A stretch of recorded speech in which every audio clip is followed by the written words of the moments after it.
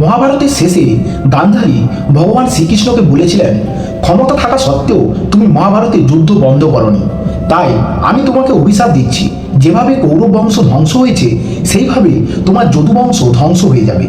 তখন শ্রীকৃষ্ণ সেই দিন হাসি মুখে দেবী গান্ধারীর অভিশাপ স্বীকার করেছিলেন এবং এই অভিশাপ বিফলে যায়নি। সত্যি যদুবংশ ধ্বংস হয়ে যায় এবং শ্রীকৃষ্ণের দ্বারকা নগরী চিরতরের জন্য সমুদ্রের তলে তলিয়ে যায়। হিন্দু ধর্মে দ্বারকা নগরীকে 7টি প্রাচীন নগরীর মধ্যে একটি ধরা হয়। বাকি 6টি নগর হল মথুরা, কাশী, কাঞ্চিপুরম, অযোধ্যা ও অবন্তিকা। নমস্কার বন্ধুরা, আমি সুবীর। আজকে আমরা এই ভিডিওটি আলোচনা করব ভগবান শ্রীকৃষ্ণের হারিয়ে যাওয়া দ্বারকা নগরী সম্পর্কে।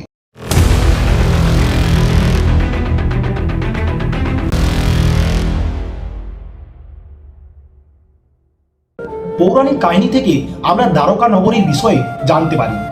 এই শহরের চারিদিকে বড় বড় দেওয়াল ছিল এবং একাধিক দরজা ছিল, তাই এই শহরের নাম ছিল দ্বারকা। এই রিসেন্ট সময়ে এমন কিছু ঘটনা ঘটেছে যার ভিত্তিতে বৈজ্ঞানিকরাও দাবি করেন যে ইতিহাসের পাতায় সত্যি দ্বারকা নগরীর অস্তিত্ব ছিল। ভিডিওটি শেষ পর্যন্ত দেখতে থাকুন এবং চ্যানেলে যদি নতুন হয়ে থাকেন তবে অবশ্যই সাবস্ক্রাইব করে নিন। সময়টা ছিল 1983। আরব সাগরের মাঝে কয়েকজন স্কুবা ডাইভার সমুদ্রে ঝাঁপ দেয়। তারা সমুদ্রের নিচে কিছু একটা খুঁজতে যাচ্ছিল, কিন্তু সমুদ্রের গভীরে গিয়ে তারা এমন কিছু খুঁজে পায় যা দেখার পর পুরো দুনিয়া চমকে গিয়েছিল। সমুদ্রের নিচে ছিল একটি বিশাল শহর। দেখে মনে হয় যেন জলের নিচে একটা গোটা নগরী কেউ তৈরি করেছে। বিরাট বিরাট দেওয়াল দিয়ে পুরো জায়গাটা ঘেরা ছিল। সমুদ্রের নিচে এরকম একটা বিরাট নগরী দেখে সবাই অবাক হয়ে যায়। ওখান থেকে তারা পাথরের স্যাম্পেল সংগ্রহ করে আনে এবং ওই পাথরগুলোকে যখন পরীক্ষা করা হয় দেখা যায় ওই পাথরগুলি ছিল মহাভারতের আমলের। এরপর থেকে সবাই মনে করে এটাই হলো শ্রীকৃষ্ণের সেই হারিয়ে যাওয়া দ্বারকা নগরী। ভগবান বিষ্ণুর 4 ধামের মধ্যে একটি হলো এই দ্বারকা, যা গুজরাটের জামনগর এলাকায় আরব সাগরের তীরে অবস্থিত। এখানে ভগবান শ্রীকৃষ্ণের হাজার হাজার ভক্ত প্রতিদিন অপেক্ষা করে থাকে ভগবান শ্রীকৃষ্ণের দর্শন লাভের আশায়। পবিত্র ভগবত গীতা অনুযায়ী ভগবান শ্রীকৃষ্ণ জন্মগ্রহণ করেছিলেন মথুরা জেলে। ভগবান কৃষ্ণের জন্মের আগেই ভবিষ্যৎবাণী হয়ে গিয়েছিল দেবকীর পুত্র অর্থাৎ নিজের ভাগ্নের হাতে মথুরার অত্যাচারী রাজা কংসের বিনাশ হবে। তাই কংস দেবকী ও বাসুদেবকে জেলে বন্দী করে রেখেছিল। কংসের হাত থেকে শ্রীকৃষ্ণকে বাঁচানোর জন্য শ্রীকৃষ্ণের পিতা বাসুদেব তাকে গোকুলে নন্দরাজ ও মা যশোদার কাছে রেখে আসেন। ভগবান কৃষ্ণের ছোটবেলার জীবন কেটেছে মা যশোদার কাছে। তিনি তাকে লালন পালন করে বড় করে তুলেছিলেন। ভগবত পুরাণের 10ম অধ্যায় অনুযায়ী ভগবান শ্রীকৃষ্ণ নিজের মামা কংসকে বধ করার পর তিনি পুরো যদুবংশকে নিয়ে মথুরাতে এসে বসবাস করতে শুরু করেন।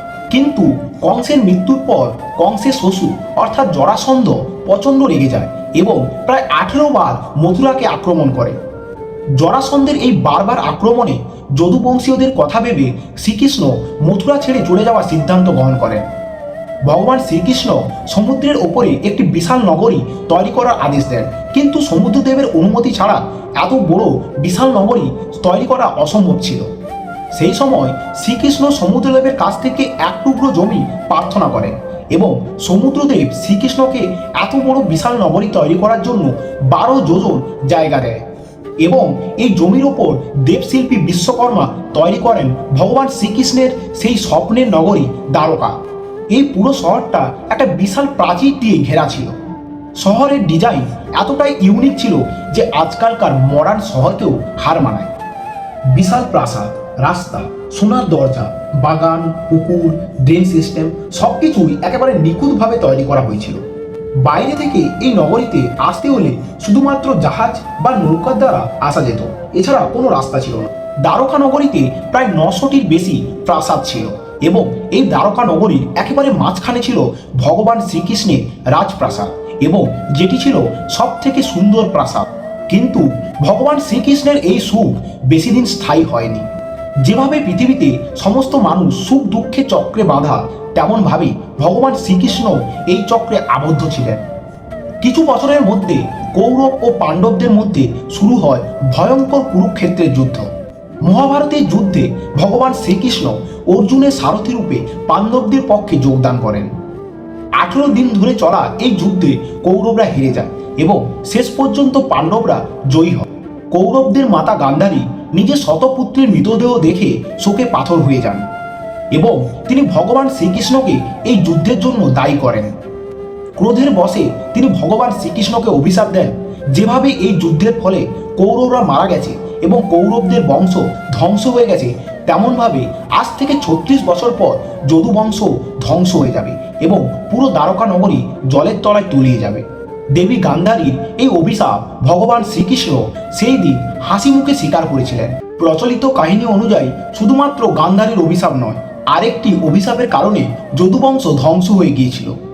দ্বারকার কাছে পিণ্ডারক নামে একটি পবিত্র জায়গা ছিল। এখানে বহু ঋষি ও মহর্ষিরা আসা যাওয়া করতেন। এমনই একদিন ঋষি বিশ্বামিত্র ও দেবর্ষি নারদ এসেছিলেন। তখন ভগবান শ্রীকৃষ্ণের পুত্র শাম্ব ও তার বন্ধুরা মিলে ওই ঋষিদের সাথে মজা করতে যায়।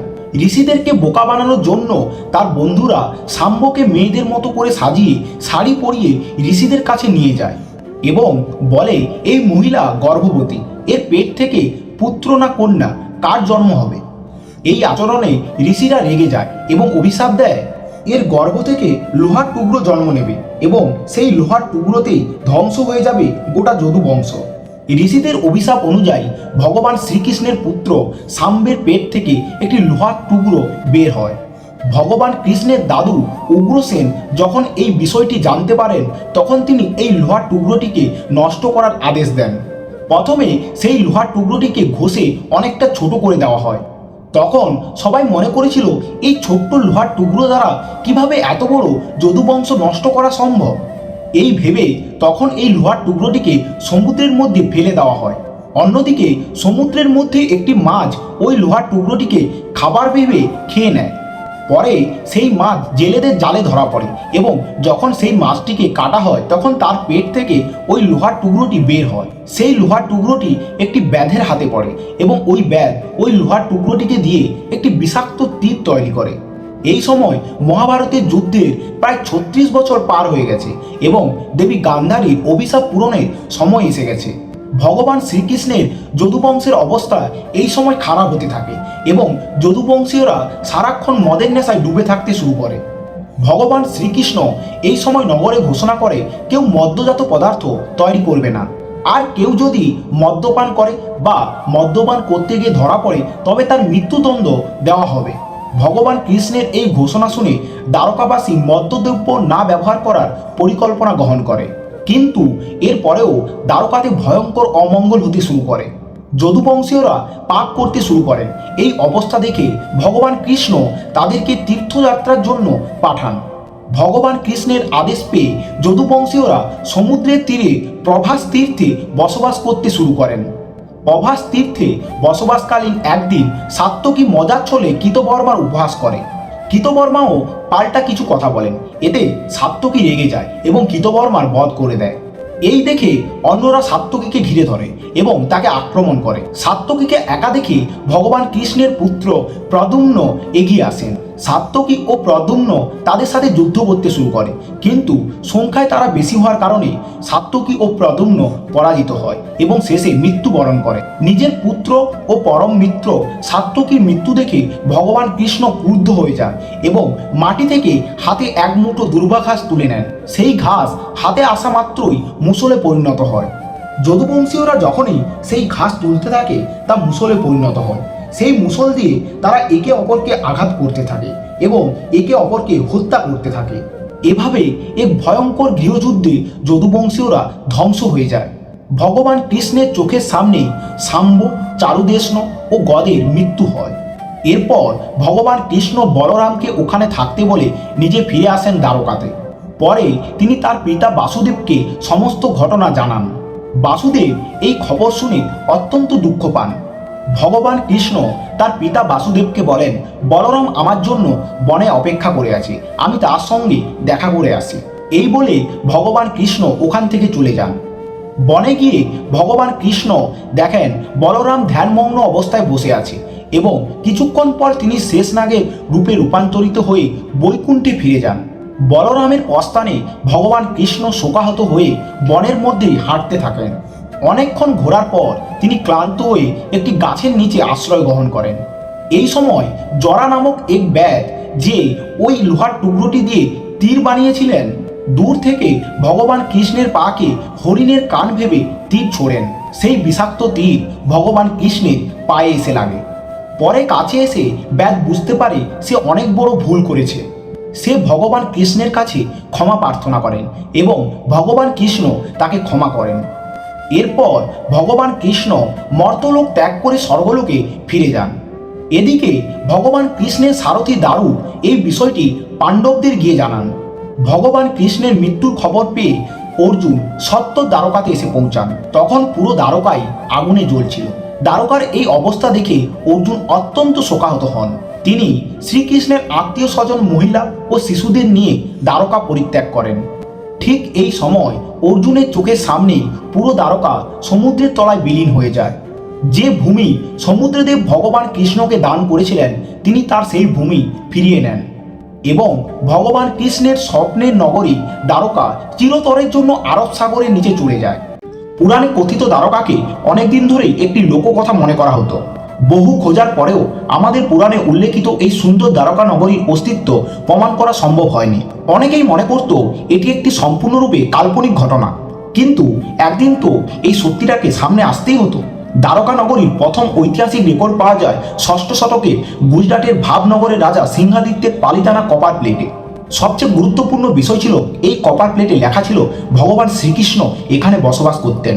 এরপর থেকেই দ্বারকার অস্তিত্ব নিয়ে মানুষের আগ্রহ বাড়তে থাকে। CSIR ইন্ডিয়ার প্রাক্তন ডিরেক্টর ও বিজ্ঞানী ডক্টর রাজীব নিগমের মতে, মহাভারতে উল্লেখ আছে যে ভগবান শ্রীকৃষ্ণ বলেছেন দ্বারকা সমুদ্রের নিচ থেকে উঠে আসা একটি জমিতে তৈরি করা হয়েছে, কিন্তু সমুদ্রের জল যখন ওই জায়গাটিকে গ্রাস করে তখন ওই শহরটি জলের তলায় তলিয়ে যায়। এর মানে হলো সমুদ্রের জলস্তর বৃদ্ধির সাথে সাথে দ্বারকা নগরী জলের তলায় তলিয়ে যায়। 1930 সালে প্রথমবার দ্বারকা নগরীর খোঁজ শুরু হয়। 1963 সালে প্রথম আর্কিওলজিক্যাল খনন শুরু হয় এবং ওখান থেকে অনেক আর্টিফ্যাক্ট এবং মূর্তি পাওয়া যায়।